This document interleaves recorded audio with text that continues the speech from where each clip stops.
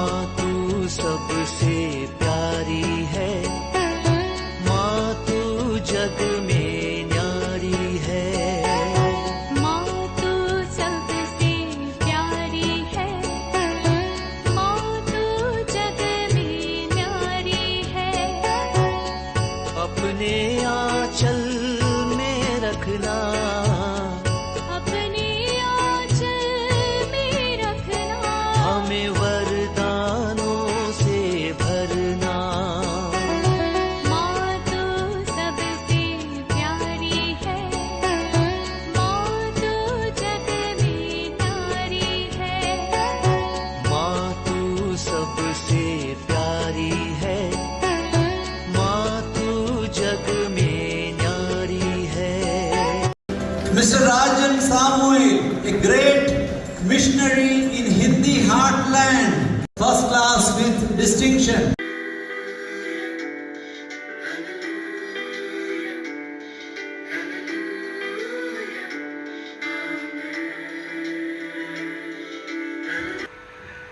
पिता, पुत्र और पवित्र आत्मा के नाम पर आमीन। आप सबों को जय यीशु। आज हम सीखने के लिए जा रहे हैं, यीशु एकमात्र मुक्तिदाता क्यों है। यीशु एकमात्र मुक्तिदाता क्यों है।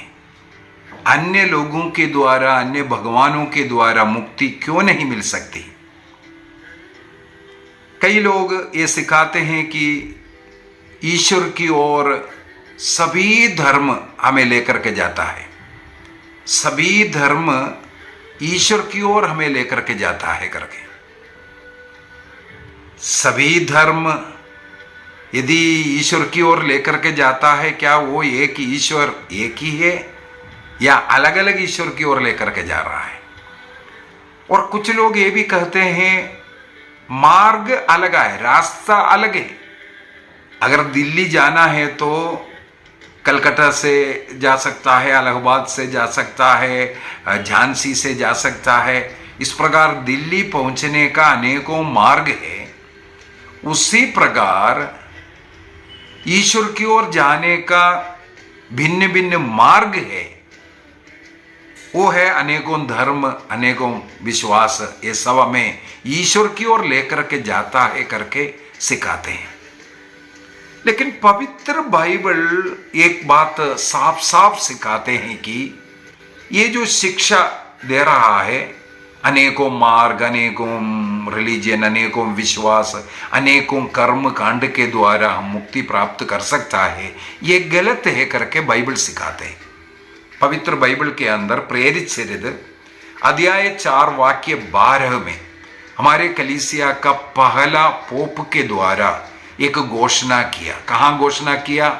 ये यहूदी महासभा, सनहेद्रिन कहते हैं, यहूदी महासभा में यहूदी जो पटेल के पंडित, उनके सामने सनहेद्रिन का जो 72 सदस्य होते हैं, उनके सामने ये घोषणा करते हैं कि किसी दूसरे व्यक्ति के द्वारा मुक्ति नहीं मिल सकती, क्योंकि समस्त संसार में ईसा नाम के सिवा मनुष्यों को कोई दूसरा नाम नहीं दिया गया है जिसके द्वारा हमें मुक्ति मिलेगा। मुक्ति के लिए ईश्वर ने एक नाम दिया है, वो नाम है यीशु।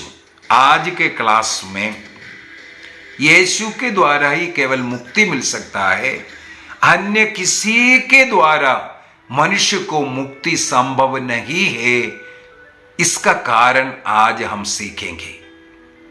मैं आपसे अनुरोध करूंगा, ये क्लास लेने के लिए अभी मैं तीसरी बार इसको रिकॉर्ड कर रहा हूं। फर्स्ट बार रिकॉर्ड करने के लिए देखा, बीच में कट गया था, पता नहीं चला।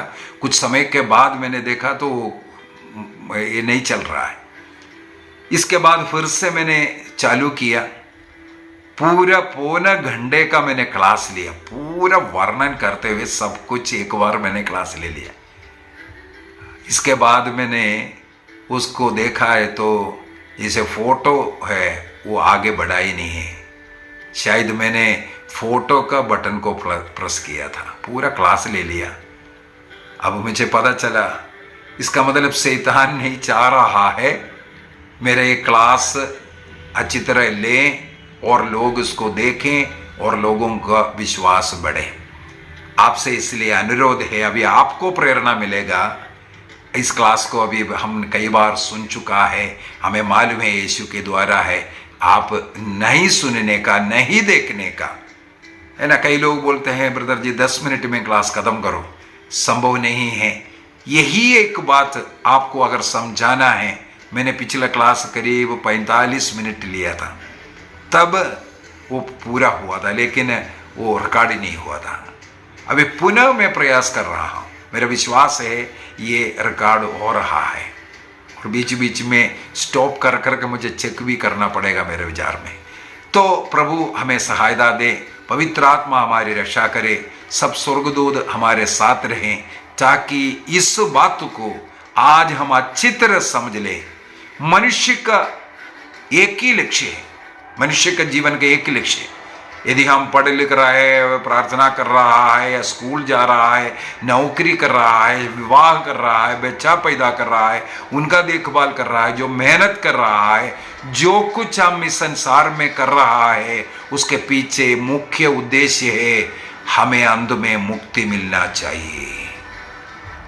मनुष्य का जन्म का, जीवन का एकमात्र लक्ष्य उनके इस जीवन काल के अंत में उन्हें मुक्ति मिल जाए, उस सृष्टिकर्ता के साथ, उस ईश्वर के साथ, जहां से हमें आत्मा मिला है, उस परमात्मा के साथ मिल जाए, उनका दर्शन मिले, उस स्वर्ग राज्य में प्रवेश मिल जाए। मनुष्य का एकमात्र, जो ईश्वर विश्वासी लोग हैं, उनका एकमात्र लक्ष्य है मुक्ति। अभी कई लोग बोल रहा है रास्ता अलग अलग है, वहां की ओर जा रहा है। ये एक गलत सिद्धांत है, क्योंकि इब्रानी 4:12 के अंदर ये जो बातें हमें सिखाया है, इसको यदि हम ध्यान पूर्वक सीखें, यहां पर 4-5 बातें हमें क्लियर कट बता करके दे रहा है। इसका क्या अर्थ है? प्रेरित अध्याय 4:12, प्रेरित एक्ट्स चैप्टर 4:12 के अंदर सबसे पहले बताता है ईसा मसीह के अलावा कहीं और रास्ता नहीं है, कहीं और नाम नहीं है मुक्ति के लिए। इसके लिए मैंने इसका ओरिजिनल ग्रीक भाषा में क्या है उसको थोड़ा पढ़ाई किया। ग्रीक भाषा में ओरिजिनल क्या है उसके अंदर मुझे मिला, यहां पर जो साफ साफ जो बोल रहा है केवल क्रिस्त के द्वारा मुक्ति है, उसके लिए वहां पर ग्रीक भाषा में एक एब्सोल्यूट नेगेटिव रीति से शब्द को इस्तेमाल किया, अर्थात क्रिस्त के जगह पर दूसरे एक व्यक्ति को ऑल्टरनेटिव नहीं रख सकता। उनके उस जगह पर कोई एक्सेप्शन नहीं दे सकता, केवल वही नाम है, उस नाम के जगह पर कोई एक्सेप्शन नहीं, कोई ऑल्टरनेटिव नहीं दे सकता। यदि हमारे जीवन का लक्ष्य मुक्ति है, वो क्रिस्त के द्वारा ही मिलेगा। ये दूसरा नाम क्रिस्त यीशु, अब हमें मालूम होना चाहिए यीशु नाम ये ग्रीक भाषा में जो है, जो लिखा हुआ है यीशु, ईसूस, वो शब्द जो लिखा हुआ है अरामाया शब्द है, लेकिन योशुआ जो एक शब्द होता है वो है ग्रीक शब्द योशुआ। वो शब्द उसका अर्थ ही यही है, जो मुक्ति देने वाला। ईश्वर हमें मुक्ति देगा, उनके नाम ही, इसका मतलब जो नाम रखा है वो भी मुक्ति से जुड़ा हुआ है, वो नाम के साथ वो जुड़ा हुआ है। इसके बाद दूसरा नाम नहीं हो सकता, इसके पीछे एक और अर्थ है, ये पावर ऑफ अटॉर्नी। ये बोला ना, एक व्यक्ति के नाम पर, मेरे नाम पर कुछ जमीन कोई भी चीज अगर लिख दिया है, पावर ऑफ अटॉर्नी मिल गया है, अभी मेरे जगह पर मेरे भाई को या अन्य किसी को नहीं दे सकता। एक व्यक्ति को वो पावर दे चुका है, अब उसी के द्वारा, ईश्वर के द्वारा, इस यीशु नाम के द्वारा ये पावर ऑफ अटॉर्नी दे चुका है, इसीलिए अन्य नाम के द्वारा नहीं हो सकता, वो यीशु नाम ही होना जरूरी है। इसके बाद बोल रहा है इसके अंदर बोल रहा है समस्त संसार का क्या मतलब हो गया? चाहे जियोग्राफिकली देखो पूरा वर्ल्ड को, चाहे किसी भी धर्म, किसी भी जाति, किसी भी ट्राइब, किसी भी भाषा, किसी रीति से भी आप देखो, उन समस्त लोगों के लिए एक ही नाम है। चाहे किसी भी रिलीजन का, किसी भी जाति का, किसी भी भाषा का, किसी भी कलर का, किसी भी कोने में रहने वाला क्यों ना हो। इसलिए ईसा मसीह ने शिष्य लोगों से कहा, जो पवित्र आत्मा तुम पर उतरेगा, तुम सबसे पहले यरूशलेम में, इसके बाद यूदा प्रदेश में, इसके बाद समारिया में और पृथ्वी के अंतिम छोर तक मेरे साक्षी बनोगे। तो क्रिस्त ने अंतिम छोर तक का, वहां से सब लोग विश्वास करने के लिए एक नाम दिया है क्रिस्त का। इसलिए संसार के अंतिम छोर, पृथ्वी के अंतिम छोर तक क्रिस्त का साक्षी बनना जरूरी है। मत्ती का सुसमाचार 28 वाक्य 20 में भी प्रभु अपने शिष्य लोगों को, प्रेरित लोगों को भेजते हुए कहा, जाओ और इस स्वर्ग राज्य का सुसमाचार सुनाओ, पिता पुत्र पवित्र आत्मा के नाम पर उन्हें बपतिस्मा दो। और मार्कुस के सुसमाचार अध्याय 16 में भी हम लोग पढ़ते हैं, 15-16 के अंदर, जो विश्वास करेगा, बपतिस्मा ग्रहण करेगा, उन्हें मुक्ति मिलेगा। मुक्ति मिलने के लिए क्रिस्त के उस नाम में विश्वास करना जरूरी है। हमारे जीवन का लक्ष्य यदि मुक्ति है, क्रिस्त के द्वारा वो मुक्ति ईश्वर ने सुनिश्चित किया। एक और शब्द इसमें आ रहा है, उनके द्वारा ही हम लोगों को मुक्ति मिलेगा। ये जो मुक्ति है, ईश्वरीय प्राप्ति को कहते हैं।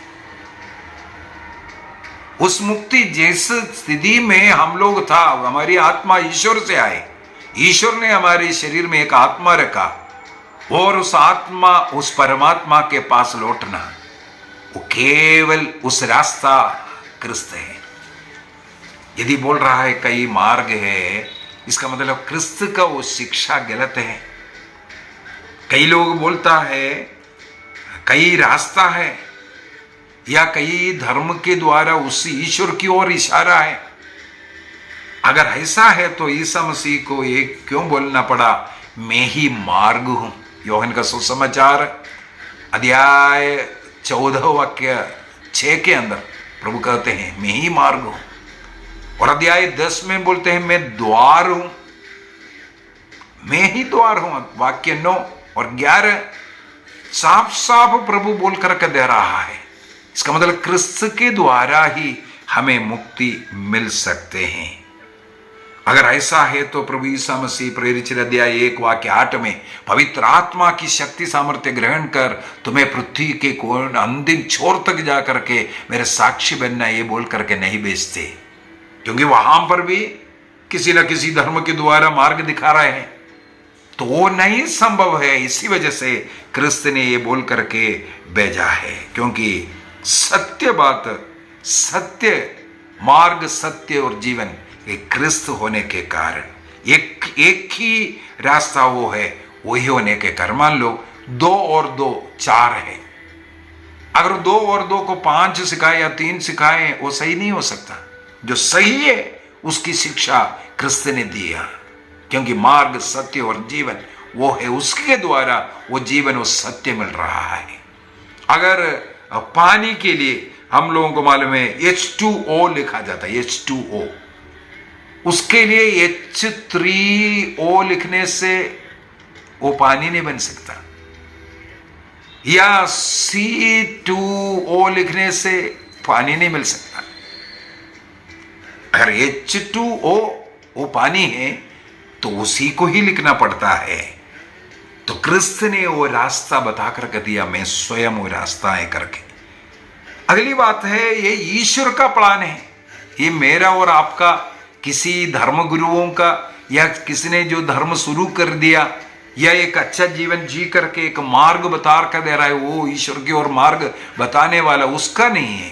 ये ईश्वर की योजना, ईश्वर ने अपने पुत्र के द्वारा मुक्ति का योजना बनाया। उसके लिए पुत्र को इनकारनेशन के द्वारा ईश्वर स्वयं मनुष्य बनते हैं, मनुष्य का पाप हरते हैं और मनुष्य को मुक्ति प्रदान किया। इसलिए ईश्वर की योजना के अनुसार क्रिस्त में विश्वास करना। और अन्य धर्म को ले लीजिए, मुक्ति के विषय में वो क्या सिखाते हैं? तुम्हें ये करना है, तुम्हें अनेकों बार जन्म लेना पड़ता है, हजारों बार जन्म लेते लेते अपने पापों का प्रायश्चित करते करते करते करते तुम एक बार हजारों जन्म के बाद तुम्हारा मुक्ति होगा, तब तुम मुक्तिदाता में परमात्मा में तुम्हारी आत्मा लीन हो जाएगा। ये सब सिखाते हैं। लेकिन क्रिस्त ने क्या सिखाया? वो शिक्षा आपके ऊपर दे दिया। आप अगर अच्छा जीवन जिएंगे, आपका कर्म अच्छा है, आप ऐसा ऐसा कर्म करेंगे, ऐसा ऐसा बलि अर्पित करेंगे, ऐसा ऐसा करेंगे तो आपको मुक्ति मिलेगा, ये सिखा रहा है अन्य धर्म। लेकिन क्रिस्त ने क्या बताया? क्रूस पर मानव जाति के सारे पापों को अपने ऊपर लेकर के उन्होंने प्रायश्चित करो, एकमात्र प्रायश्चित बलि के द्वारा सब संपूर्ण करने के बाद उन्होंने क्या कहा? सब कुछ पूरा हुआ, अभी तुम्हें कोई करने की जरूरत नहीं, जो करना था मैंने किया, सब कुछ पूरा हुआ। ये बोल करके क्रिस्त ने जो हमें करना चाहिए था, हमारे पापों का प्रायश्चित, वो स्वयं कर करके हमें मुक्ति प्रदान किया। केवल क्रिस्त में विश्वास करने के द्वारा अब पाप मुक्ति मुफ्त में मिल रहा है। जैसे अनेकों क्लासों में मैंने बोला है, यदि ईसा मसीह एकमात्र मुक्तिदाता है, उस बात को पुराने विधान में भी हम लोगों को पढ़ने के लिए मिलना है। पुराना विधान, मैं थोड़ा सा पुराना विधान का पाठों को लेकर के आपको बता कर देना चाहूंगा। पुराने विधान में सबसे पहले नबी इसहाक का ग्रंथ, उसके अध्याय 43 वाक्य 11 को पढ़ता हूं। नबी इसहाक का ग्रंथ अध्याय 43 वाक्य 11, वहां पर लिखा है, मैं ही प्रभु हूं। ईश्वर कहता है मैं ही प्रभु हूं, मेरे सिवा कोई उद्धारक नहीं है। यहां पर साफ साफ ईश्वर कहते हैं, ईश्वर ही एकमात्र उद्धारकर्ता मुक्तिदाता है। तो मैं आई आम जो निर्गमन ग्रंथ अध्याय 3 वाक्य 14 के अंदर मूसा ने आपका नाम क्या है करके पूछा, प्रभु अपने को प्रकट किया, याहवे अर्थात आई आम। उस आई आम को यहां पर बता कर दे रहा है, उस आई आम मैं ही एकमात्र मुक्तिदाता हूं, वो ईश्वर बोल करके दे रहा है। एक और वचन उठाना चाहूंगा अध्याय 45 से। अध्याय 45 में बहुत ही सुंदर तरीके से, थोड़ा सा लंबा सा उसका वर्णन किया है। वाक्य 21 और 22 को पढ़ सकते हैं। 21 में लिखा है, आओ और अपनी सफाई दो, आपस में परामर्श करो, किसने यह बात प्रारंभ से बताई, किसने बहुत पहले इसकी घोषणा की? क्या मैं प्रभु ने ऐसा नहीं किया था? मेरे सिवा कोई दूसरा ईश्वर नहीं है। निर्गमन ग्रंथ अध्याय 20 वाक्य 1 में भी प्रभु यही बोल करके दे रहा है। और उस एकमात्र ईश्वर बोल रहा है, मैं एकमात्र ईश्वर हूं। और आगे का वचन कहते हैं, मेरे सिवा कोई न्यायी और तुम्हारा उद्धार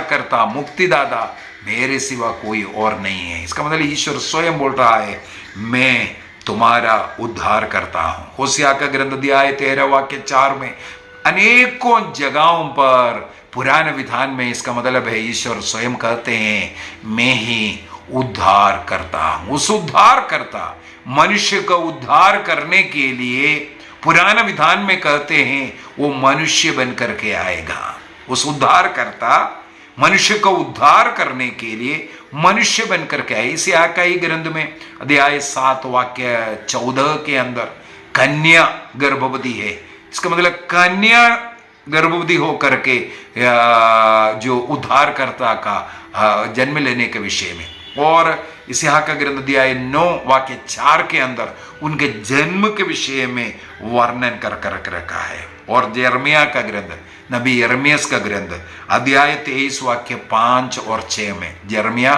चैप्टर 23 वर्स 5 और 6 के अंदर सब हम लोगों को उस उद्धारकर्ता का मनुष्य बनने के विषय में और मनुष्य बनकर के मनुष्यों के बीच में रहने के विषय में वर्णन किया हुआ है। और ईसा मसीह स्वयं, हम लोगों को मालूम है यूहन्ना का सुसमाचार अध्याय 1 वाक्य 1 के अंदर लिखा है, आदि में शब्द था, शब्द ईश्वर के साथ था और शब्द ही ईश्वर था। और वाक्य 14 में 14 में लिखा हुआ है, वो वचन मांस धारण कर हमारे बीच में रहा, वो यही ईसा मसीह। अभी ईसा मसीह स्वयं आकर के अपने को उस ईश्वर है करके क्लेम करता हुआ भी हमें पढ़ने के लिए मिलता है। यूहन्ना का सुसमाचार उसके अध्याय 8 वाक्य 58 के अंदर 8:58 के अंदर ईसा मसीह कहते हैं, मैं इब्राहिम से पहले था, मैं आया। इसके बाद हमें मालूम है यूहन्ना के सुसमाचार के अंदर 7 बार मैं हूं बोल करके उस याहवे मैं हूं कर करके स्थापित करता हुआ, मैं सच्चा दाखलदा हूं, मैं द्वार हूं, मैं सच्चा गड़रिया हूं, इस प्रकार बोल करके मैं जीवन और मृत्यु, मैं पुनरुत्थान और जीवन, ये बोल करके मैं बोल करके हमें देता हुआ हम लोग देख सकते हैं। इसका मतलब ईसा मसीह स्वयं बता रहा है मैं वो हूं। यीशु नाम का मैंने अर्थ बोला, ग्रीक भाषा में योशुआ शब्द, इसका मतलब ईसा मसीह स्थापित कर रहा है मेरे द्वारा ही तुम्हें मुक्ति मिलेगा।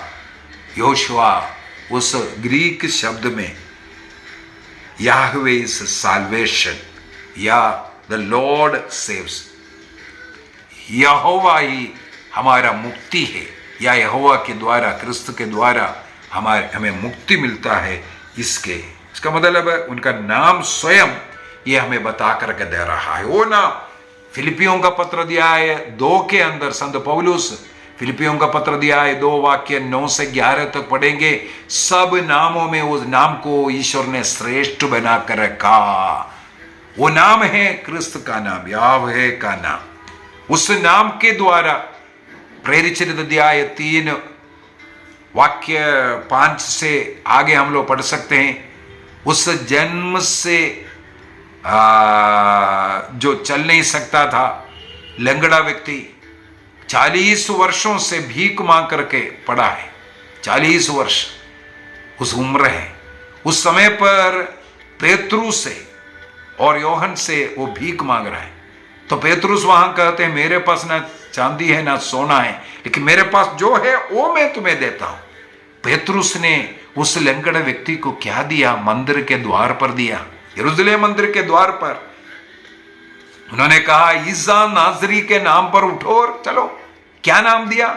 ईसा नाजरी का नाम दिया।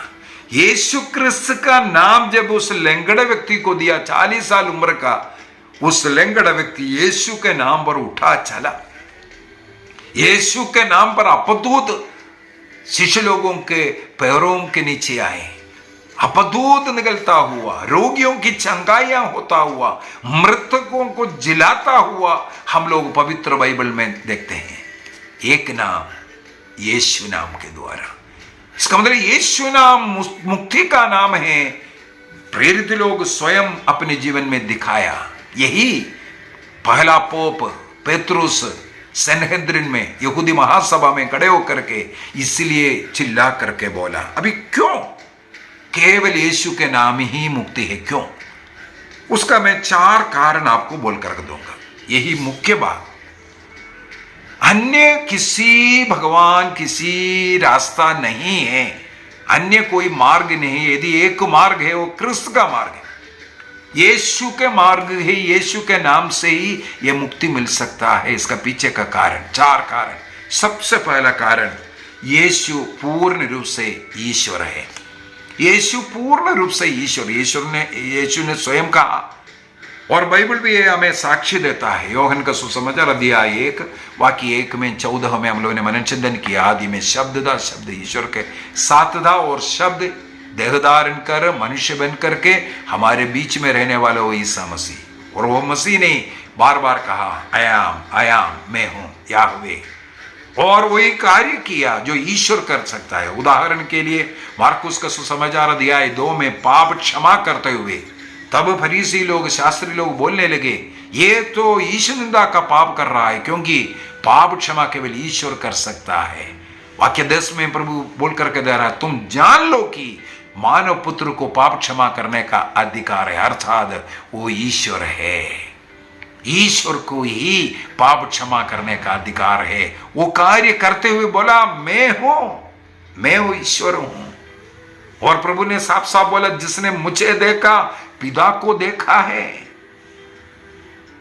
और प्रभु ईसा मसीह स्वयं वो साक्षी दे रहा है। इसलिए मतलब है पूर्ण रूप से। और संत पौलुस कोलोसियों का पत्र दिया है 2 वाक्य 9 में भी लिख करके बोल रहा है, ईसा मसीह में पूर्ण रूप से उस ईश्वरीय जीवन तत्व निवास करता है, अर्थात ईसा मसीह पूर्ण रूप से ईश्वर है करके बाइबल साक्ष्य देता है, और उनका कर्म ईसा मसीह स्वयं साक्ष्य देता है।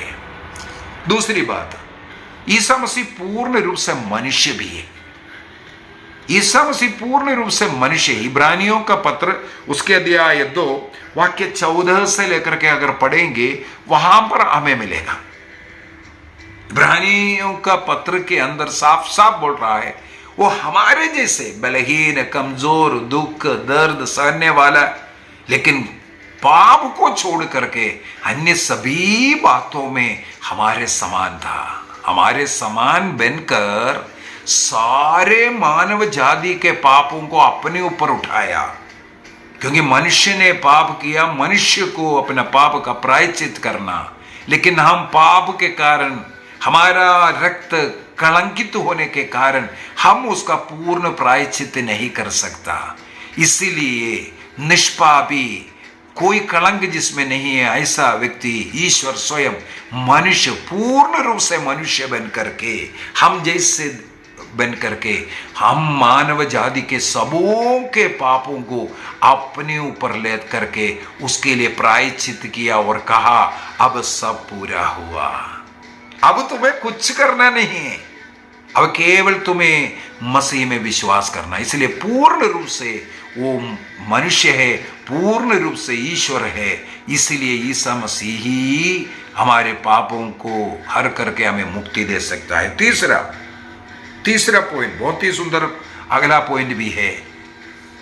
उनके मृत्यु के द्वारा, अर्थात उन्होंने जो कलवारी क्रूस पर जो पीड़ा सहकर पापों का प्रायश्चित कर, रक्त बहाकर पाप के लिए प्रायश्चित किया, उस एकमात्र बलि के द्वारा हमेशा के लिए एक बलि काफी है, क्योंकि उनके रक्त में कोई कलंक नहीं था, पाप नहीं था। उस एक बलि हमेशा के लिए सबों के पापों को हरने काबिल है, लायक था। उस एकमात्र बलि के द्वारा सब मनुष्यों को, चाहे किसी भी जाति का क्यों ना हो, किसी भी विश्वासी, सबों का पापों का प्रायश्चित क्रिस्त ने किया। सब मानव जाति का प्रायश्चित एक बलि के द्वारा, किसी और ने ऐसा बलि अर्पित नहीं किया। इब्रानियों का पत्र अध्याय 10 वाक्य 4 से 12 तक पढ़ेंगे, वहां पर इसका वर्णन किया हुआ है। अभी एक और पॉइंट बोलना जरूरी है, मर करके खत्म नहीं हुआ। ईसा मसीह एकमात्र व्यक्ति है जो मरने के बाद जी उठे, मृत्यु को हराने वाले व्यक्ति। कुरिन्थियों का पहला पत्र अध्याय 15 वाक्य 54 और 57, 54 से लेकर के 57 तक साफ साफ लिखा हुआ है, मृत्यु को पराजित करके, मनुष्य पाप के कारण मृत्यु के हालत में था, वो मृत्यु की अवस्था से मनुष्य को छुड़ाने वाला ईश्वर, उसके मृत्यु पर विजय प्राप्त कर पुनर्जीवित करना। हम लोग क्रिस्तीय लोगों का सबसे बड़ा पर्व है ईस्टर पर्व, ईसा मसीह के जी उठने का पर्व। यदि क्रिस्त जीव नहीं उठे होते हम लोगों के विश्वास का कोई मतलब नहीं था। उनके द्वारा हमें मुक्ति नहीं मिल सकता था। उनके जी उठने के कारण पाप का परिणाम मृत्यु पर विजय प्राप्त कर हमें मुक्ति प्रदान किया। ये 4 कारण के कारण केवल संसार को मुक्ति देने वाला एकमात्र व्यक्ति ईसा है। ईसा के नाम से ही हम लोगों को मुक्ति मिल सकता है। अन्य कोई कर्मकांड के द्वारा, कहीं जाकर के स्नान करने के द्वारा, कोई भी बलि अर्पित करने के द्वारा, कुछ भी करने के द्वारा आपको मुक्ति नहीं है। आपका मुक्ति क्रिस्त है। क्रिस्त में विश्वास करना, क्रिस्त ने जो बताया उसके अनुसार जीवन जीना, क्रिस्त में एक बनना, क्रिस्त जैसे जीवन जीना, यही एक मार्ग है, एक ही तरीका है। अभी कुछ चर्च फादर्स बहुत ही सुंदर तरीके से कुछ बातें सिखा रहे हैं, उसको भी बोल करके मैं खत्म करना चाहूंगा। सबसे पहले एडी 202 में मरने वाले संत आयरनियस ऑफ लायंस के संत आयरनियस है, उनके किताब एगेंस्ट हेरेसिस, पाषंडता के विरुद्ध लिखे हुए तीसरा किताब के अंदर बताकर दे रहा है क्रिस्त के द्वारा ही मुक्ति है। इसका अर्थ है क्रिस्त के द्वारा उसकी कलीसिया से जुड़े रहेगा तभी हमें मुक्ति मिलेगा। अर्थात क्रिस्त के कलीसिया के बाहर आपको मुक्ति नहीं है। क्रिस्त का शरीर है और शरीर से जुड़े रहना आपको जरूरी है, कोई और रास्ता नहीं है। क्रिस्त के द्वारा मुक्ति का मतलब है क्रिस्त के उस कलीसिया के द्वारा आपको मुक्ति मिलेगा। संत सिप्रियन, कार्तेज का संत सिप्रियन, उनका मृत्यु 258 में हुआ था।